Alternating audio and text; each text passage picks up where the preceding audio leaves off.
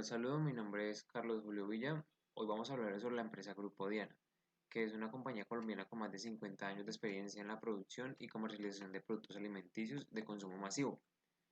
En el estado de la situación financiera, nos enfocamos en los activos corrientes, que son el 83,50%, equivalente a 109.991 para el año 2020, ¿sí?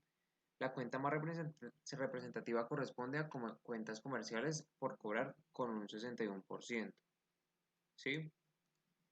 El efectivo equivalente por 1.827 para el 2020, inferior al año 2016 por un valor de 7.632 pesos. En propiedad de planta y equipo podemos ver que en promedio concentra el 15% de sus activos totales. Y en cuanto al patrimonio, cuentas como reservas con el valor de 18.849 pesos corresponden al 14,31%. En ingresos por prima de emisión equivalente al 2,6%. Pero aún así la concentración de la deuda se ubica en los pasivos a corto plazo, en las cuentas comerciales por pagar valoradas en 61%. Vamos al estado de resultados, en donde podemos ver que Diana Agrícola incrementó sus ventas en un 27% para el año 2020, teniendo en cuenta los ingresos por valor de 225.000 pesos 331, sobre el cual el costo de la mercancía vendida corresponde a un 86%, rentando para la utilidad bruta de un 14,62%. Como resultado del ejercicio, cada vez se realizan las deducciones de costos indirectos de fabricación. El impuesto es de 1,38%, equivalente a 3.102 pesos, expresado como utilidad neta. Ahora, la liquidez empresarial depende de su cartera, que tarda 171 días en cobrarse, sumando al tiempo que tarda la rotación de inventarios, que son 51 días, ¿sí? Se requiere financiar 28 días con recursos, de, con recursos costosos o de capital de social. Esto considerando que 152 días son financiados con proveedores. En la participación de los socios sobre la empresa representa como tal un 35% y cuenta con deudas a corto plazo un 61%, en donde el compromiso de los activos con los pasivos a corto plazo corresponden a un 65% sobre el pago efectivo de sus líneas de crédito. Ahora vamos aquí a los indicadores de corto plazo, en donde destacamos los más importantes, el cual es el capital de trabajo, y pues en este nos enfocamos en que la empresa Diana cuenta con activos corrientes para cubrir con la operación y deudas a corto plazo, que pues son equivalentes de efectivo por 109.991 pesos para su periodo 2020, siendo este un 83%, que para los periodos anteriores se mantiene superior a los pasivos de corto plazo por un 20%. Otro que nos destaca más es la prueba ácida, ya que dispone por cada 1.000 pesos en deuda de o sea, por cada 1.000 pesos en deuda de 975 para el año 2020, que pueden ser cubiertos por sus activos corrientes sin recurrir a sus inventarios entre 2019 y el 2016, el 100%. Se respalda sin uso de inventarios. Otro así mucho más importante es el endeudamiento a corto plazo, ya que para el año 2020 la empresa cuenta con pasivos del 95% a corto plazo, lo que implica una gran exigibilidad de pago menor a un año, y pues que para años anteriores estaba sobre el 90%, dando mayores plazos de pago, y pues en el 2016 se logró sostener un 81%, como lo vemos aquí reflejado. En la rotación de inventarios, eh, podemos ver que la empresa convierte sus inventarios en efectivos en un periodo de 51 días, ¿sí? Y pues como tal para el año 2020 son esos 51 días. Conforme al 2016 se ha logrado un incremento de la cantidad de días para rotar en un 61%. En los indicadores de largo plazo, contamos con la solvencia financiera, ya que Diana Agrícola para el 2020 cuenta con 47% de activos por encima del total de sus deudas contraídas, siendo capaz de hacerle frente a las obligaciones en la inmediatez o futuros cercanos. El otro sí que es bien importante es el apalancamiento a largo plazo, ya que sobre el total de las obligaciones contraídas por la empresa en el 2020, el 5% se representa en pasivos de largo plazo, teniendo que solventar la mayoría de sus deudas en periodos inferiores a un año. ¿Sí? Y ya de aquí vamos al análisis de Dupont que le hicimos a la empresa. Y pues como tal, vemos que la empresa para la rotación de activos en todas son inferiores a 2.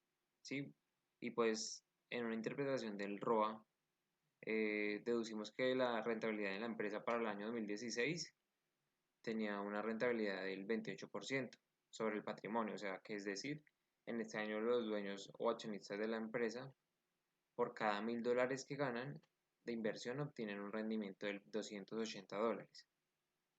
En la interpretación del ROA, podemos ver que en el 2016 la empresa tuvo un retorno sobre sus activos del 7.44%, siendo este mayor a sus 4 años siguientes, ya que la empresa para este año fue mucho más eficiente en la administración de sus ventas y el control de los gastos y costos para obtener mayores márgenes de utilidad.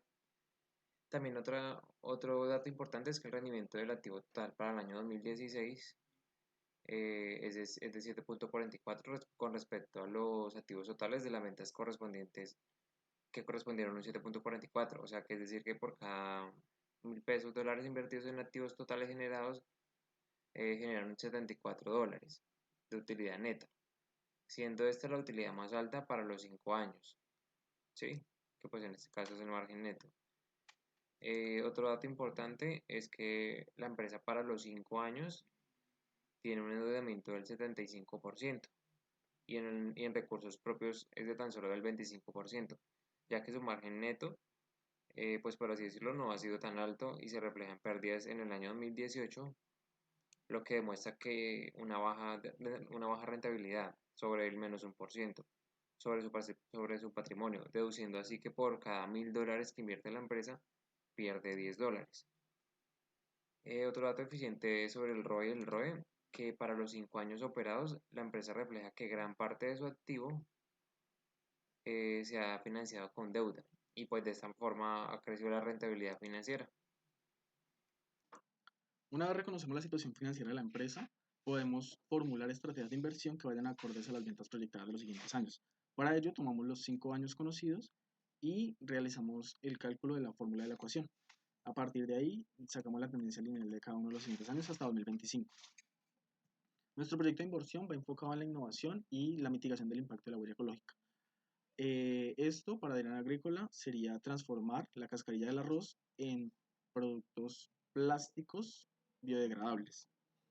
Se tiene un presupuesto estimado de 2.355 millones que se irá desglosando en las siguientes pestañas y para esto necesita hacerse una asignación presupuestal y la selección del correspondiente fondo de financiamiento, la determinación de los costos que se dejan de percibir por el empaquetado por outsourcing y realizarlo a nivel interno, el diagrama de producción de los bioplásticos para saber qué es lo que se necesita para producir, el volumen de producción anual estimado de bioplásticos y el costo estimado de cada uno de los sistemas de producción, tanto bioplásticos como el outsourcing. ¿Qué se proyecta entonces?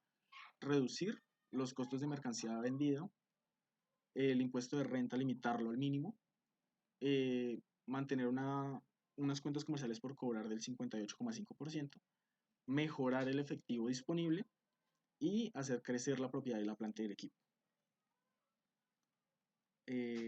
Aquí podemos apreciar los valores estimados de la proyección de ventas y en base a esto podemos calcular cuánto es el porcentaje que se asigna al presupuesto para los empaquetados y embalajes en el outsourcing, que corresponde a lo 0,866%. El siguiente paso es la proyección de los estados financieros para los siguientes 5 años. Para ello, entonces, se realiza la tendencia lineal del IPC desde el 2021 hasta 2025. En base a esta proyección del IPC y promediando los valores de cada una de las cuentas, exceptuando las que tienen una condición especial, como lo serían propiedad, planta de equipo, efectivo equivalente y cuentas comerciales por cobrar, se realiza el promedio de los 3 años anteriores y se realiza el incremento del IPC para cada una de las cuentas. Para la propiedad planta y equipos se suma lo invertido en propiedad planta y equipo, lo que sería en edificaciones, en terrenos, en maquinarias. Para las cuentas comerciales por cobrar se promedia su participación porcentual y se reduce gradualmente hasta llegar al 58.5 para el quinto año. Es decir, que esa proporción se va a dividir en 5 y se le va a restar al promedio que haya obtenido de los últimos 3 años. En ese caso nos dio 62,43, por lo cual todos los demás rublos van a sumar un 37.57 para poder estimar los activos totales. Una vez calculándolo por partida doble, podemos saber cuánto hay en total de pasivo y patrimonio. Sobre estas cuentas solamente se realiza el promedio y se obtienen los valores. Para lo que sería el estado de resultados, como ya conocemos las proyecciones de ventas por los mínimos cuadrados, la única cuenta que variaría sería el costo de mercancía, sobre la cual vamos a reducir lo que sería lo invertido en outsourcing y le sumamos lo invertido en la producción local, dejándonos las utilidades brutas y sobre la cual vamos a restar el gasto de ventas, gasto administrativo y demás rublos que no van a cambiar sino únicamente con el IPC, el incremento del IPC. Como las consideraciones especiales del proyecto para esta propuesta de inversión, se tienen que dentro de los justificantes existen 3 desafíos relevantes para el siglo XXI frente a la contaminación. En el mundo se liberan 8 millones de toneladas de plásticos al mar, cuya proporción en este momento es de 3:1 frente a peces y plásticos. Es decir, que mientras existen 3 toneladas de peces, hay una por lo menos de plástico. Otra de las consideraciones o de las preocupaciones sería la liberación de gases de efecto invernadero, en este caso el metano o el etileno, que el propileno suele liberar ante la exposición al calor. Según la Universidad Autónoma de Barcelona, existe también otra problemática que es los microplásticos o nanoplásticos que se encuentran en los estómagos de la fauna marina y que ha demostrado que gradualmente esto reduce la proporción de la proliferación de los peces. Se tiene algo importante y es que los productos agrícolas son algo que siempre van a estar mientras la producción de alimentos exista en el mundo. Actualmente hay 702 millones de hectáreas disponibles para la producción y solamente el 50% se cultiva actualmente. Por cada kilogramo de arroz que se produce, existen 20 gramos de cascarilla de arroz que se provee para la producción de bioplástico. En tal caso se tendrían más o menos, solo en España, 58.693 toneladas anuales para disponer de cascarilla de arroz para la producción de bioplástico.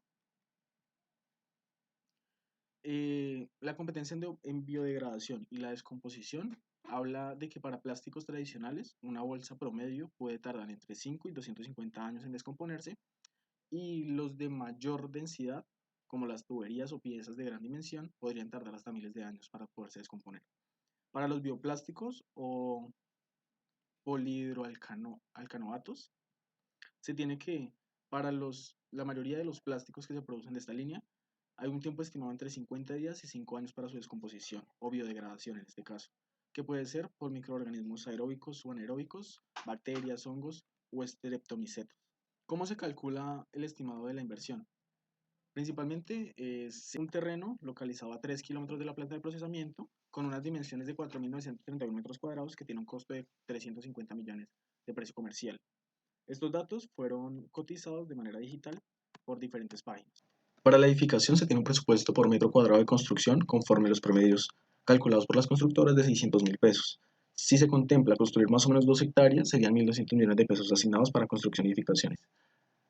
Adicional a esto, se compran 19 maquinarias para la producción que equivalen a 549 millones de pesos. Los elementos de oficina se asigna un presupuesto máximo de 55 millones de pesos que serían para papelería, moblado, tecnología, entre otros elementos del aseo y la adecuación del entorno propicio para la producción.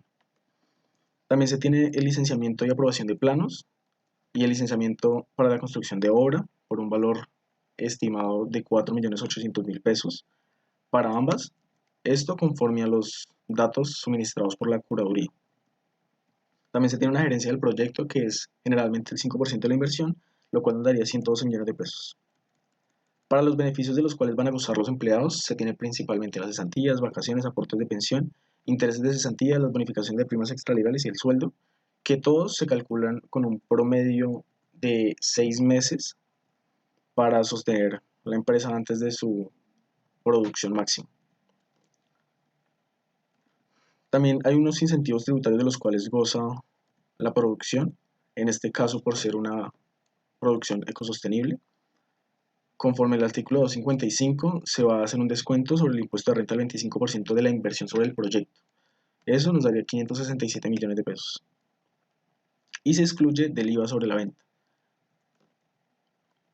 Las cuentas comerciales por pagar que se deducen del proyecto estaría la embotelladora de bebidas del Tolima, la cual maneja lo que sería la producción de plásticos tradicionales que actualmente utiliza Diana Agrícola para empacar sus productos. Este presupuesto se liberaría para el fondo de la inversión y para la ejecución del proyecto año tras año. Igual una compra de cáscara de arroz por 1.277.000.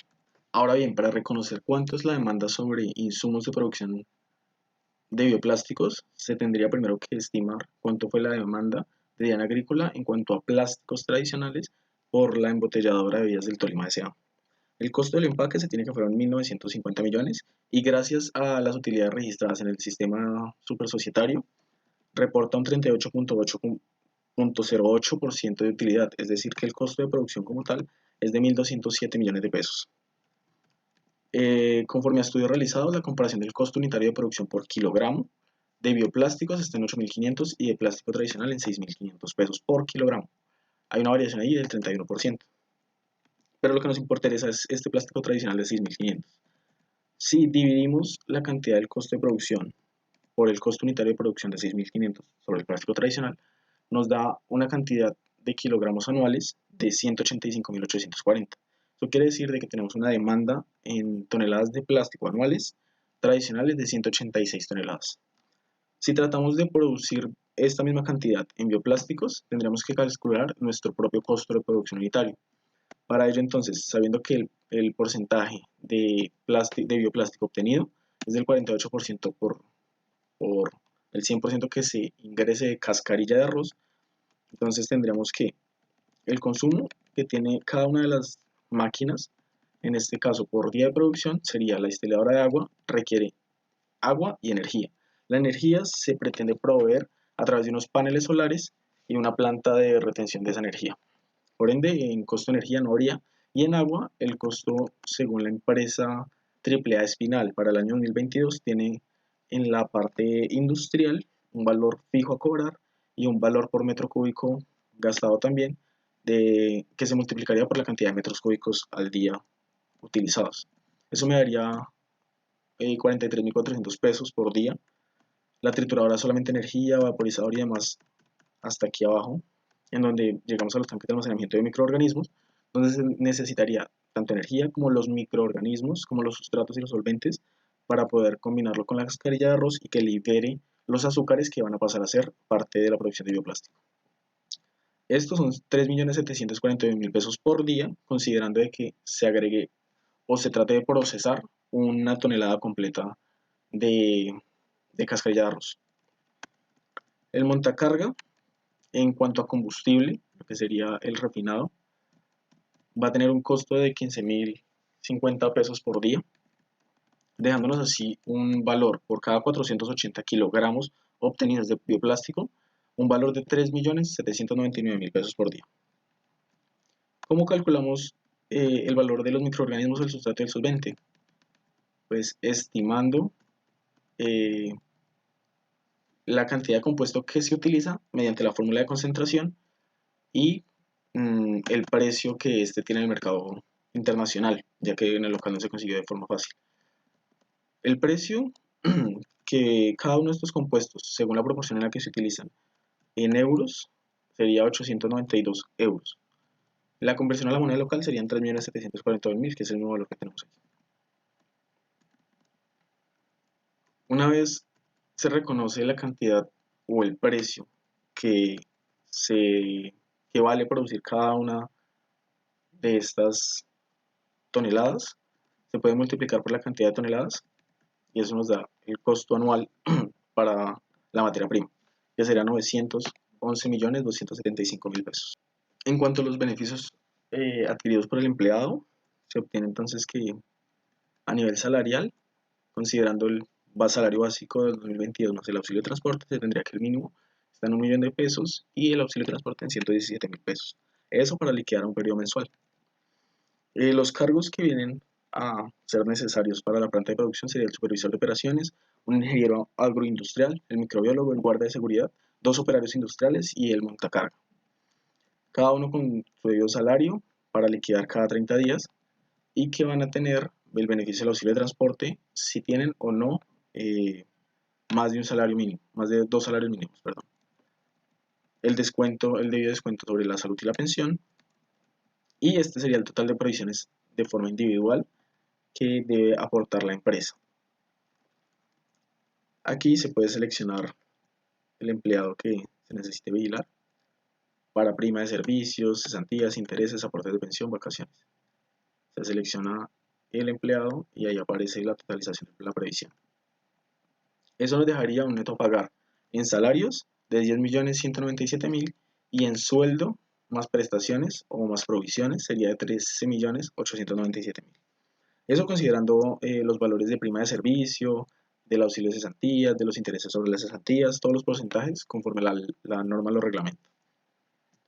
En cuanto a las amortizaciones, que sería el fondo de financiamiento que vamos a utilizar para la inversión, tenemos el estudio de los bancos principalmente, que sería el Agrario, el Banco Popular, BBVA, Bancolombia, Bevillas, que fueron los que más se acercaron a las mejores tasas de interés. Algunos agregaron el DTF más unos puntos porcentuales efectivos anuales y se tiene una lista también del destino para el cual se va a utilizar. En el agrario, el DTF más 10.25 efectivo anual es para un multidestino, es decir, es similar a un crédito de consumo y podría ir hasta 36 meses. La decisión financiera para financiarlo sería tomar este multidestino para los 172 millones de pesos, que sería para la gerencia del proyecto y las licencias. Esto, una vez calculando la amortización, tenemos un interés que se va a pagar de 38 millones de pesos. Para el agrario, también tomamos otro crédito que era el IBR más 3.9 para el sector inmobiliario sobre maquinaria que tenga que ver con la infraestructura sostenible. Este me daba plazos de 7 años o 84 meses. La decisión de inversión fue financiar con este el 60% del valor de la construcción, es decir, 720 millones de pesos, la cual al periodo sobre el cual se realizó la amortización tiene un interés de 228 millones de pesos a pagar. Así también el Banco Popular del IBR más 3.9 para la compra de maquinaria con un valor de 549 millones de pesos. Ahí se compró toda la maquinaria. Para el Banco BBVA, el DTF más el IBR para el sector inmobiliario con una compra de terrenos por valor de 350 millones de pesos, se logró financiar, y el interés pagado, una vez calculada la tasa de amortización, que cabe resaltar, todas fueron con amortización constante, de un interés pagado de 82 millones de pesos. El Bancolombia, el Bevillas también fueron implementados en construcción y en rotación nominal. El valor a financiar son los 2.300 millones de pesos y sobre este, dependiendo también los plazos a los cuales fueron recalculadas las amortizaciones, da un valor total del interés pagado de 657 millones de pesos. Acá el desglose de cada una de las cuentas, la conversión entre el VR, el DTF y el IBR, necesarios para el cálculo de la tasa efectiva anual, el monto a financiar, los plazos a la cantidad de tiempo que se va a financiar, es decir, para el Banco Agrario, los 172 millones de pesos que eran multidestino, a una amortización constante y a trimestral vencida, se tiene que anualmente va a tener un periodo de 4 pagos, y el plazo va a ser a 3 años, es decir, tiene un plazo total de 12 cuotas. Se hace la conversión a la tasa nominal, luego a la tasa periódica, y se hace el respectivo cálculo con la amortización constante. Así para cada una de las deudas adquiridas, variando los plazos.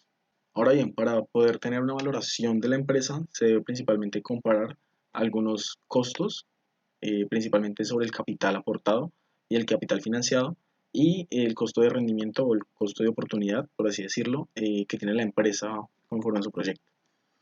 Se tiene entonces que el costo de capital iría relacionado a los pasivos totales y vendría una cuenta importante sobre las obligaciones financieras. Estas obligaciones financieras se encuentran descritas en los anexos que se cargaron al sistema supersocietario, donde enumera la cantidad de deudas y los bancos a los cuales les debe. Sobre también qué tasas. Se calcula entonces la tasa del IBR, la LIBOR, eh, tasas de captación semanal como el DTF y las tasas de tarjetas de crédito para poder hacer el respectivo cálculo. Las obligaciones financieras vienen a corresponder a 49.786 millones de pesos, es decir, un 99,87%. La IBR es del 3,88, la LIBOR de 0,45, la tasa de la tarjeta de crédito o tarjetas de consumo son del 26,49 y el DTF al 5,12. Considerando la deuda que se tiene con el Banco de la Vivienda, esta corresponde al 39,23% a una tasa del 3,06 y el ponderado sería del 1,20.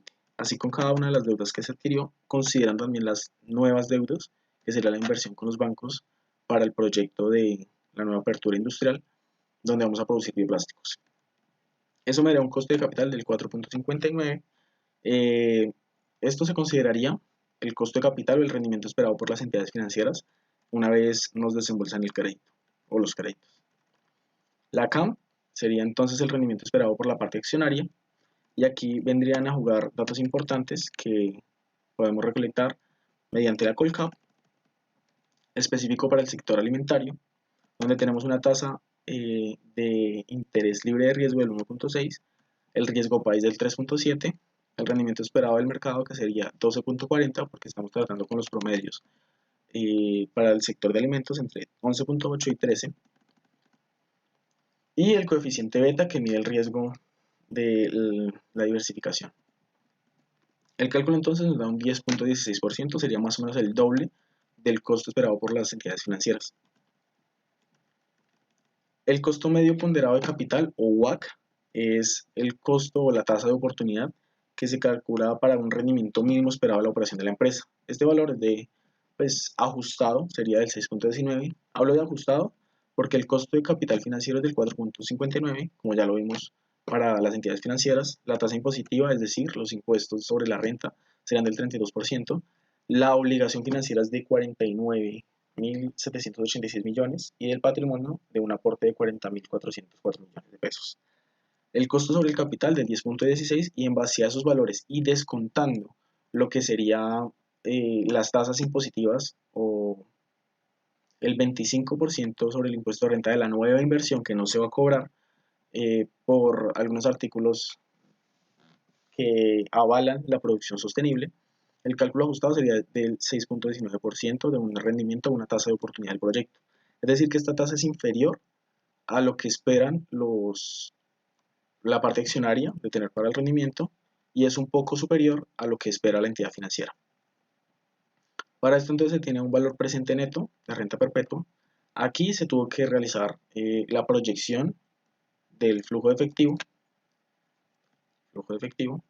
del estado de flujo de efectivo, cual lo tenemos acá este costado, donde me dice de que hay un efectivo final del periodo para cada uno de los años que va de 3.000 a 9.000 millones de pesos. Con estos resultados, yo realizo el flujo descontado de caja, mirando el valor actual, el flujo de caja esperado y el valor presente de ese flujo de caja y la variación que tiene. ¿Para qué calculo la variación? Para poder hacer una renta perpetua, ya que al quinto año aún no se logra cubrir con la inversión de la parte accionaria. Es decir, que el avance sería de menos 15.764 millones de pesos. La tasa interna de retorno me dice que yo al quinto año aún no alcanzo a generar un valor positivo, ya que pues todavía estaría viendo 15.000 millones de pesos, por eso la TIR es menos 8. Y ya con esos datos puedo calcular el valor residual o el valor de renta perpetua, que tendría entonces un valor presente, es decir, el flujo de efectivo para el último año, el valor actual o el valor presente de ese flujo de caja para el quinto año, una tasa del WACC del 6.19, la ajustada que hablábamos de la oportunidad, y el gradiente, la tasa de gradiente o gradiente de crecimiento para el cálculo que hicimos del valor presente. Eso me daría un valor residual de 58.000 millones de pesos, ya en valores positivos. Lo mismo realizo para el costo de la obligación financiera y eso me da menos 25.146 millones de pesos. Realizo nuevamente el valor residual y me da 58.609 millones de pesos. Para valorar entonces la empresa, tomo que el valor presente del flujo de caja, es decir, el valor al quinto año, que hablábamos de los 15.000 millones de deuda, menos, o bueno, más el valor de renta perpetua, que serían 58.609, y eso me da un valor de las operaciones de 42.845 millones de pesos. Pero considerando también la deuda del financiamiento por la obligación financiera, tendríamos que tener un valor positivo de 33.463 millones. Es decir, que el valor como tal de la empresa serían 76.308 millones de pesos. ¿Cómo puedo hacer la comparación? Pues sería más o menos el 58% de lo concentrado en el total de activos. Y ese sería el valor de la empresa.